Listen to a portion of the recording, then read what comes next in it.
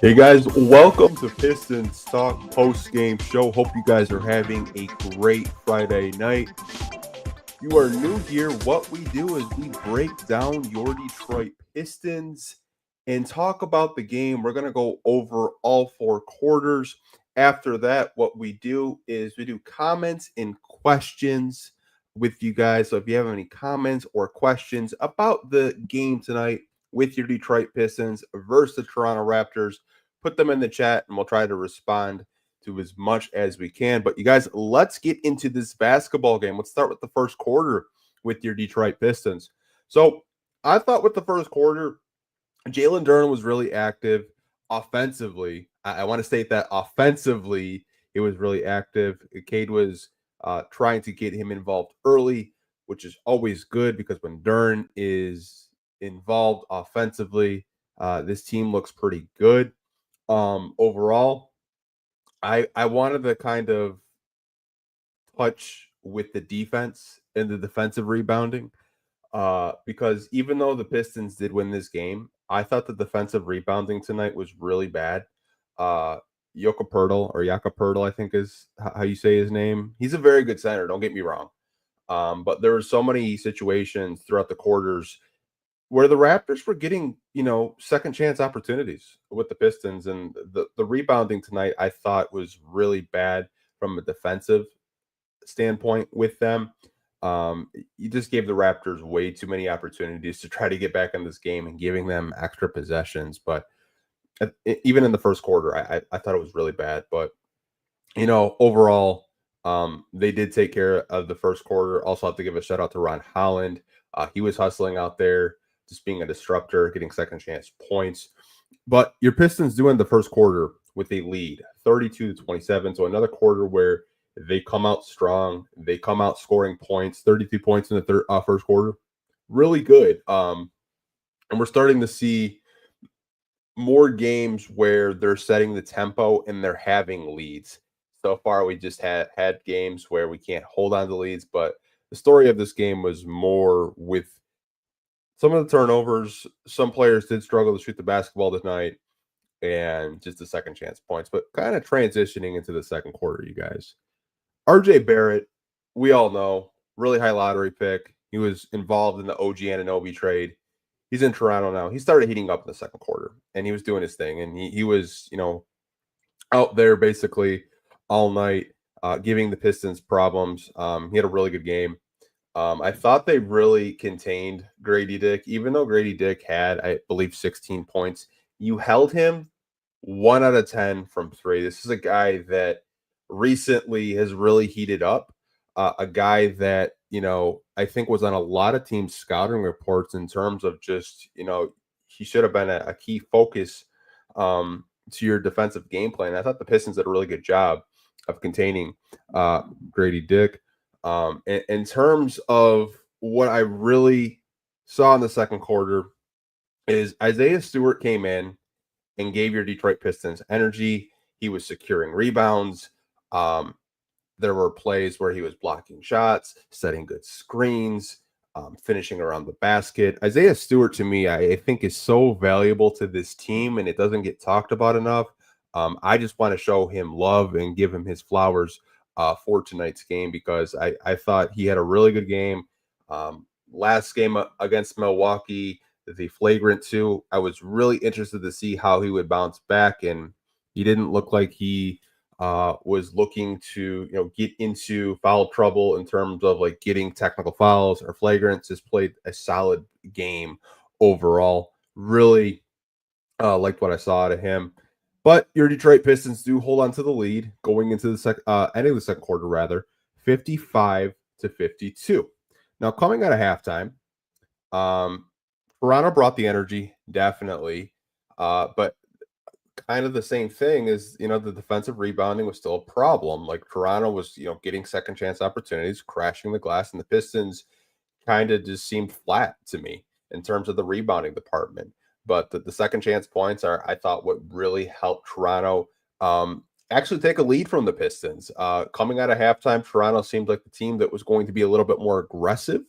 And I think a big reason why Toronto ended up taking the lead going or ending the third quarter is your Pistons went 10 straight possessions, almost 4 minutes without making a basket. Um, and I think that's the first time this season where I've seen the offense just look so lost um, out there. But going 10 straight possessions without a basket is pretty unheard of. But if you would have told someone that they're not going to score in almost 4 minutes, you'd probably think that they're going to lose the lead. It might be a 10-point lead going into the third quarter, but it wasn't. They were very fortunate to only be down 5. Toronto ends the third quarter 78-73. Now going into the fourth quarter, I want to give 3 players props to why I think we won the game. Malik Beasley showed up again, hit some floaters off glass, was hitting his 3-point shots. Jaden Ivey was really facilitating out there. He did have a couple of plays where it made you kind of like scratch your head a little bit. But I think overall, playmaking wise, Jaden Ivey had a pretty solid game. After missing one game with a great toe injury or a big toe injury, if you will. Him and Malik Beasley tied the game at 80, 10 minutes to go in the fourth quarter. Marcus Sasser. This is really huge for Marcus Sasser. As you guys know, Marcus Sasser has not played a whole lot, and that is due to the veterans the Pistons went out and signed this summer. Malik Beasley, Tim Hardaway Jr.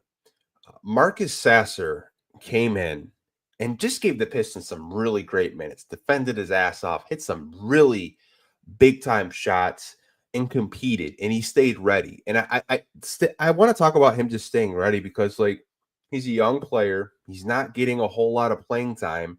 In back-to-back games, he got 11 points against the Bucks, and he just played really well tonight. I want to give him a shout-out because I think he does deserve some credit for this win. And also Wendell Moore Jr., gave the Pistons 30 minutes tonight.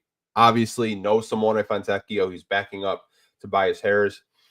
He had a couple of plays, around the basket. He had a huge block in this game that really, I thought kind of changed the tempo in the second quarter a little bit. But Wendell Moore Jr., I know we didn't really talk about him this summer.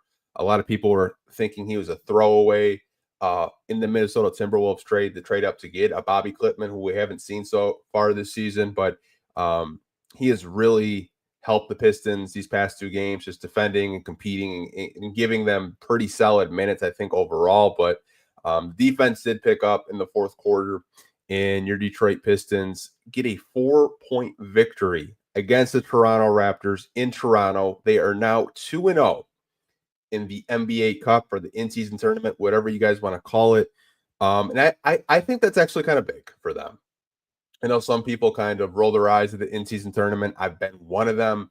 But I think them treating these games like playoff games, that's what Malik Beasley said the other day when they won their first in-season tournament against Miami. He said they have to treat these like playoff games because these games can really boost their confidence throughout the season. Obviously, we don't have any more NBA Cup games for a couple more weeks. I believe we have to play Milwaukee, and I want to say Indiana. I don't have the schedule pulled up in front of me completely. But really big win, 2-0 in the in-season Cup. 99-95 was the final score. Oh, we're going to hear from our sponsors over at the DraftKings Sportsbook. We'll be right back after this short message, and we will talk to you guys with your comments and questions about this game tonight. But let's hear from DraftKings. The Emirates NBA Cup is here. You can win big getting in on the action at DraftKings Sportsbook, an official sports betting partner of the NBA. All 30 teams split into 6 groups every Tuesday and Friday, playing for the right to advance in single elimination in the in-season tourney. First time, here's something special for you guys. New DraftKings customers bet $5, get $200 in bonus bets instantly. Score big with DraftKings Sportsbook. Every point counts. Download the DraftKings Sportsbook app and use code PistonsTalk. That's code PistonsTalk for new customers to get $200 in bonus bets when you bet just $5 only on DraftKings. The crown is yours. Gambling problem? Call 1-800-GAMBLER in New York. Call 1-877-8-HOPNY or text HOPNY 467-369. In Connecticut, help is available for problem gambling. Call 1-888-78-977 or visit ccp.org. Please play responsibly. On behalf of the Boot Hill Casino Resort, Kansas, 21 plus age and eligibility varies by jurisdiction. Void in New Hampshire, Oregon, Ontario. Bonus bets expire 168 hours after issuance. For additional terms and responsible gambling resources, see dkng.com/bball. Okay, you guys, we are back. We want to give the DraftKings Sportsbook a huge shout out for sponsoring this podcast, like always. But this is the part of the podcast where it's all about you guys. This is the opportunity for you guys to drop comments, questions, and we're going to put them on the screen. If there's a question or a reaction that you had about this game, we're going to talk about it now. So let's get into some of these questions and comments. And this comes from Dante, which I haven't seen him so far in these post-game podcasts. So if you're brand new, Dante, shout out to you. Thank you for joining this post-game show. But he left a comment that says, this is such a big win for the Detroit Pistons. And I agree, Dante. They're 6-8, 14 games into the season. Obviously, there have been growing pains with this team. There have been situations where we felt that this team could have a lot more than 6 wins. But I'll take it, man. It's progress at the end of the day. But I do agree with you. This is a very big win, momentum builder, confidence builder for this team. Was it the prettiest basketball game? No. Were there situations where we thought that they were going to lose the game? Absolutely. The turnovers are still going to be, I think, an issue all season. Cade Cunningham did not have the best game shooting the basketball, but they found a way to win. And I think that's what good teams do. You may not bring your A game, but you still find ways to win basketball games. And that is something that I think last season, if the Pistons were somewhat close, it didn't matter. I think all of us knew that we were going to lose the game, but they didn't really bring their A game, I think. I think a lot of people, when they saw the Toronto Raptors injury report yesterday, they thought this was going to be a 20, 25-point win by the Detroit Pistons, but it was only a 4-point win. So overall, I do agree with you. This is a very big win for the Detroit Pistons. I have a comment from Chuck Brewer. Shout out to him. He says, I know it's the second half to get to him, but Sasser was impressive tonight. I may have to eat my words on him. I don't know what your words were on Marcus Sasser, Chuck, but if they were somewhat, maybe not the most positive, I can understand it. He's an undersized guard, but what he did tonight, I thought he brought energy. I thought he was a big reason why the Pistons gained momentum in the second half. And this is a guy that has stayed ready. I mentioned it a little while ago in the podcast. I wanted to give him a shout out. I thought, he deserves credit for this win tonight, but I was really impressed with him the past 2 games. I thought the Milwaukee game, he hit a really, really big time 3-point shot to tie the game to, force overtime. And tonight, he was facilitating. He was playing point guard out there, but really happy to see him to get some minutes as Tim Hardaway Jr. is still recovering from that head laceration that he got in the Miami Heat game earlier this week. But really, really impressed with Marcus Sasser just being a true professional and staying ready and contributing to this basketball team. I have a comment from Devon, and he says, not feeling the best. Hopped on the show to show some love. Talk about how they need to go on a good streak.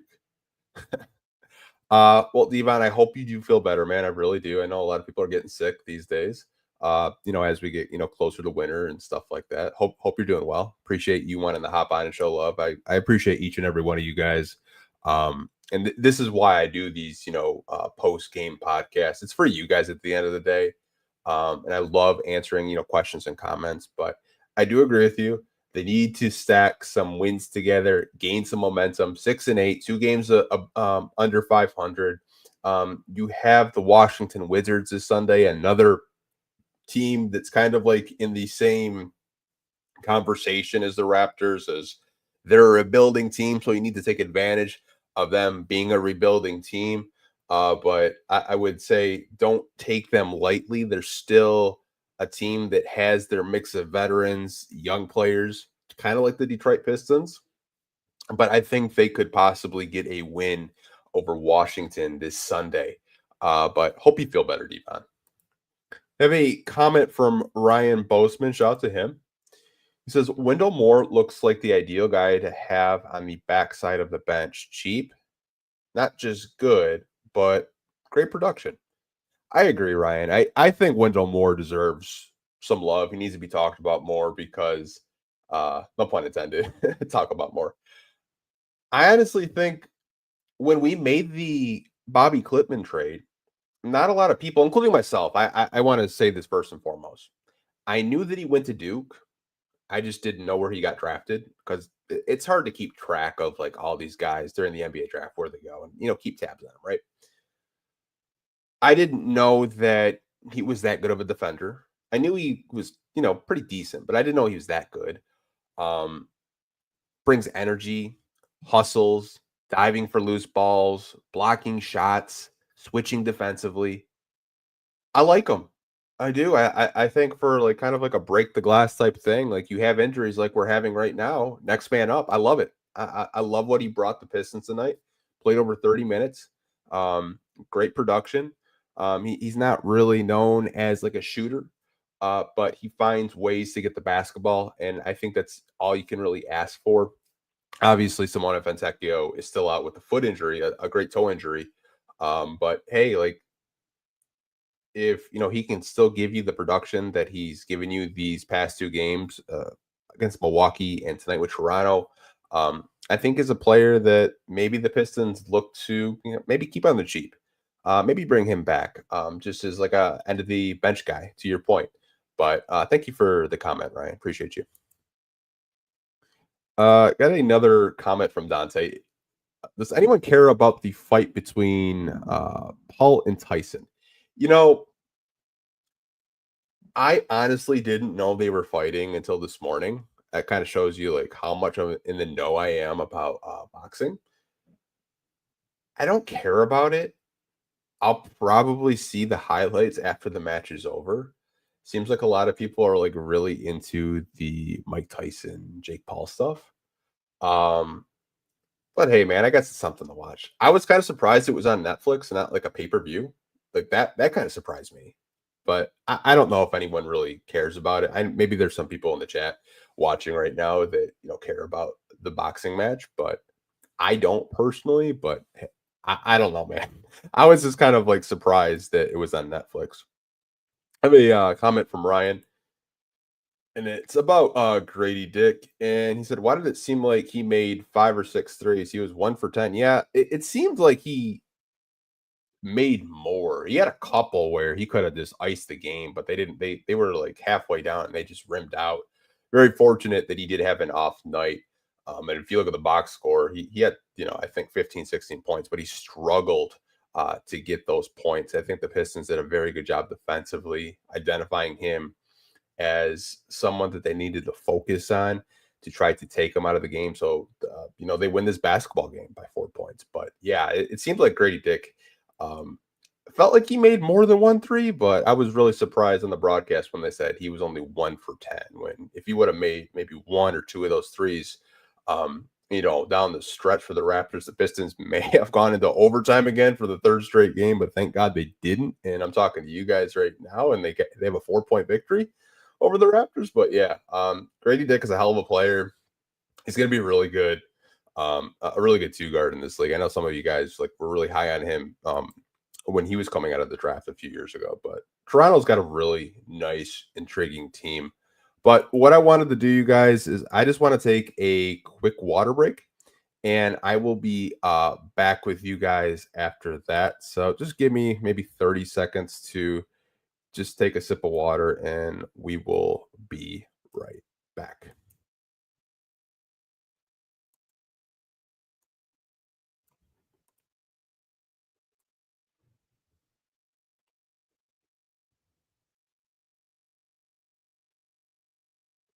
Okay, you guys, we are back. I did want to go to a couple of more comments and questions with you guys. And this comes from Dante. I've actually haven't seen Dante in one of these post game live streams either. Appreciate all the new people that are coming in for the first time. But Dante leaves a comment. Ron Holland certainly redeems himself. Still needs to work on his shot, but his effort and energy is infectious. I agree. Um, I looked this morning. It looked like he was only shooting 14% from three. I believe he shot five or six, and none of them went in. The shot looks good. If he develops a shot, which I think a lot of people believe he can because of the shooting coach we brought in from New Orleans, Fred Vinson, he's going to be a good player. He's kind of, and I agree. Greg Kelser from the FanDuel Sports Network broadcast said that Ron reminded him of former Piston Bruce Brown. I'm not saying that like they're the same player, but in terms of just like an energy guy off the bench, scrapping for rebounds, right place, right time, like a situational basketball player where it seems like the ball is always in his hands or he's going up for the offensive rebound or falling down to get a loose ball. Yeah, I love it. I love his energy off the bench. It'll be really interesting to see what happens when Asar Thompson comes back, where the minutes are going to go, or how they're going to use Ron Holland. But really liked what I saw to Ron Holland tonight. I have a question from citizens of the African Order. Should Marcus Sasser get more time? If he keeps playing like this and maybe Jaden Ivey or Kate Cunningham are struggling like they did tonight, you go deeper on your bench. You say, Sasser, let me see what you got. I think it's a fair question. I really do. We might talk about this on the podcast tomorrow because we're doing another podcast for you guys tomorrow. We're gonna have Blake Silverman and Wes Davenport from the Detroit Bad Boys, the pin down. So I'm gonna have both of them on tomorrow at 5:30. I'm gonna write this down because this is actually going to be a podcast topic. Thank you for the question. Absolutely love it. But yeah, I do think Marcus Sasser is at least put himself in the conversation where JB Bickerstaff may look to get him more playing time. But at the end of the day, he's a guy that they drafted last year. And if you need buckets, he can get you buckets. Need him to guard someone, he can do that. He's a valuable piece off your bench. So comment, these close games are exhausting, but I'll take it over last season for sure. Yeah, I called them the cardiac kids this week, and I'm still going to call the Detroit Pistons the cardiac kids. Because they give you chest pains. These games are so entertaining. Like, I'm just gonna say that first and foremost. I mean, you got guys that aren't Pistons fans, like national guys, like Kenny Beckman. He's just like, man, these Pistons are like entertaining. You even have like Tim Ledger of ESPN like talking about the Pistons positively. And they're getting more respect around the NBA, which I love. But to your point, yeah, they're very exhausting. They're very tolling on you mentally. Um, but hey, man, I'd rather watch a close game than what we had to suffer through last year. Because last year was just, I've just kind of done like the Men in Black, like flashed out of my memory type of thing because I don't want to remember last season. But yeah, this team is much improved. But yeah, down the stretch, man, they have been really, really difficult to watch. I have a question from Tommy. How long is Bobby Clipman out on injury? I really enjoyed watching him preseason. So I looked this morning. I got an email from PR, and they still have him on the injury reserve list with a calf strain, a calf contusion, if you will, which is usually a contusion is usually a bruise. I don't know. There hasn't been a lot of clarification when he's going to be back. When could we possibly see him? Is he going to get a G League assignment? Is he going to get playing time? I don't know. But what I would say is we should probably get an update pretty soon because he's been out, I want to say, since I think it was the open practice he got hurt, or training camp. I can't remember. It was either training camp or open practice. I don't remember exactly when he did get injured, but I think that's the $1 million question right now. A lot of people are really interested to see when we will get Bobby Clipman news or clarification on the injury because it's been a while. Get to a couple of more um, comments and questions. I do want to answer Moses's question. So, why do the Pistons play better on the road than at home? I was I was having a conversation with a buddy of mine, and he actually asked this question, Moses. I don't know what it is. It seems like they play better on the road. Um, I don't know if it's like, less pressure from the fans cheering them on. But I'm not like mad at it. Like if you can win on the road, that's great. But they are still very inconsistent at times. You see like all-time highs where they move the basketball and they play well. And then you see times where there were lapses tonight, like in the third quarter, where they had like 10 straight possessions where they couldn't score the basketball, a bunch of one-on-ones, no ball movement. The defensive rebounding tonight, it was just a disaster. The fact that they won this game, they should be very lucky because the Raptors missed a whole lot of shots. If the Raptors were hitting their shots, they probably lose this game. Um, but it does seem like they do play better on the road. Got a question from Bayan. When can we talk trades? We can talk trades anytime, man. I mean, we talked trades a couple of weeks ago in terms of what do you do with the last roster spot. I don't know if there's a particular player that you're fixated on, or maybe you're just looking to, talk trades. We can always talk trades on this podcast, on this YouTube channel, or whether you guys follow me on any social media platform. My DMs are always open if you guys want to talk, because I love talking to you guys at the end of the day. If I'll reply to you when I can, but at the end of the day, I try to reply to each and every one of you. But yeah, if you want to talk trades, man, we can talk trades anytime you want. But I do want to get to a couple more comments and questions, and then eventually do wrap this podcast up. But let's kind of get into a couple of more of these questions. Shep was way better on the broadcast than Johnny Kane. Shep's a lot more experienced. I think Johnny has gotten better. I do want to say that. Um, and I think eventually they're grooming him to possibly take over for George Blaha, which I think Johnny just needs more reps. I like him as a person. I think he's a great guy. But I don't really understand like why some people just slander him. I like him personally, but I guess he's not everyone's cup of tea. I thought Shep did a good job. He did cut off Greg Kelser quite a bit tonight, but maybe he's a little rusty. He hasn't done play by play. I think probably since like the Tigers game, he's probably done some like high school games for like state champs or something like that. But it was good to hear Matt Shepard's voice again. I've always liked Matt Shepard. I thought him getting let go by Bally was kind of weird, but I guess you got Jason for the Tigers right now, and he's electric, so I can't really be mad at that. Let's get to a couple of more comments and questions. It's from Mr. Ray. Anyone see what's going on with Kyle Thingler, former Detroit Piston? Yeah, I did see that. Um, I don't know. I hope he's okay. If you guys don't know what Mr. Wright's talking about, he had like a video on his social media where he doesn't look okay. I know Kevin Love told him to reach out, like, hey, if you ever need anything, like, talk to me. Like, I'm always there for you. But praying for Kyle Singler. He looks like he's in a really bad place mentally. And, at the end of the day, I think sometimes we forget that these athletes are human too. And he just seems like he needed someone to, talk to, or maybe get off social media and, get around loved ones and family. But I hope everything's good with him.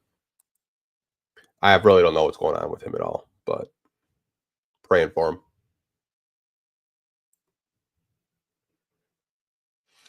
I have a comment from Johnny. I'm calling it now. The Pistons will be looking like a playoff ready team come January or February. That's what JB said. JB Bickerstaff said in his press conference, if you guys remember, come, February, March, we will be a team that you turn on the television watching this Pistons team, and you say that's Detroit Pistons basketball. And I think we've seen glimpses of it, Johnny. I think we've seen good defensive stretches, good offensive stretches, ball movement, good screens, communication.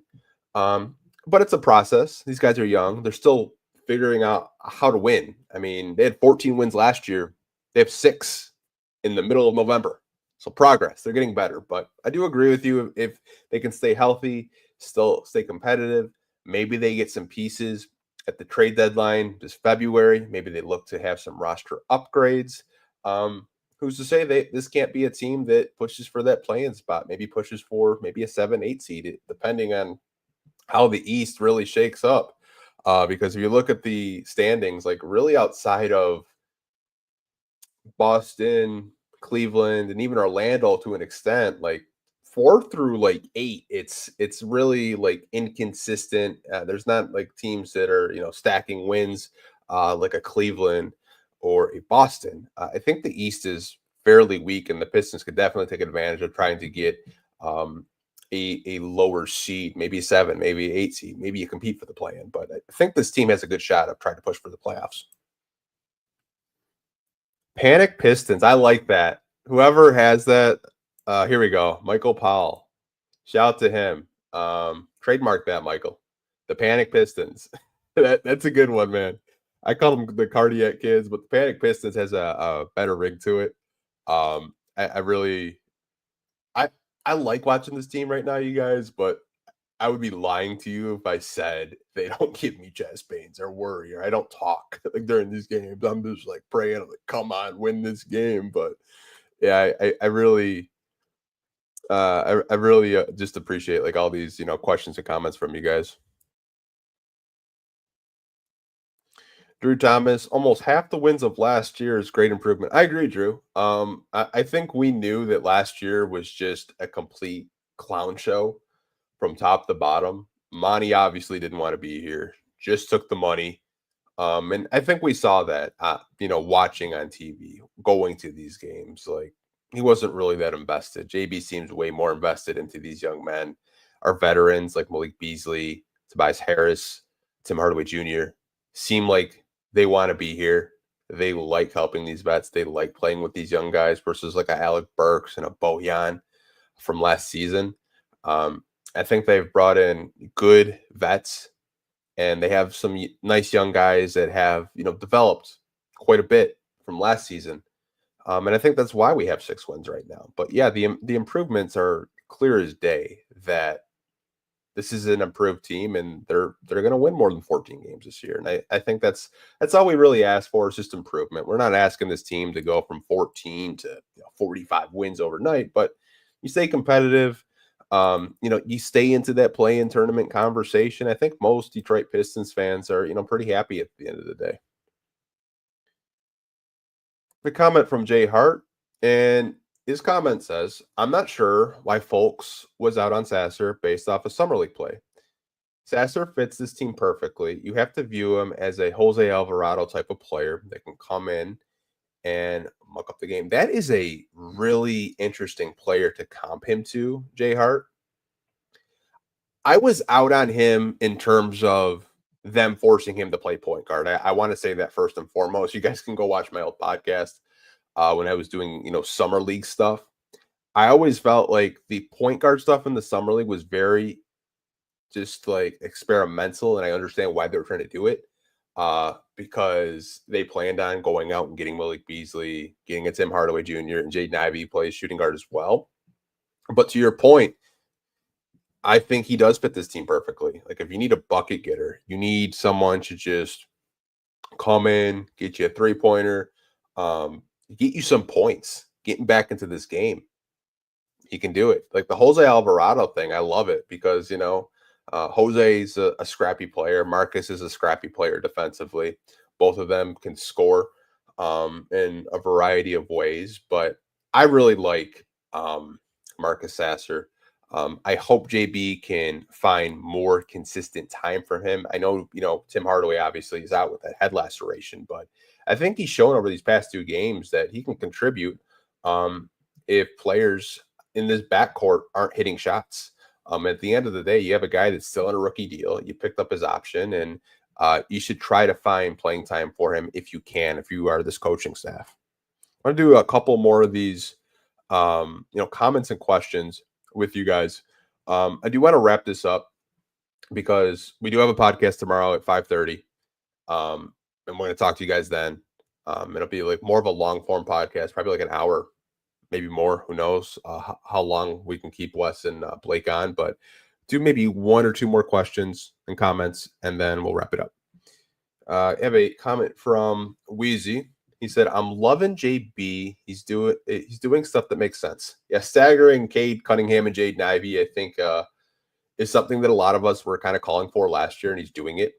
Um, and obviously tonight, shooting wise, they did not have their best game, but overall throughout the season, they've been pretty good. His rotations make sense.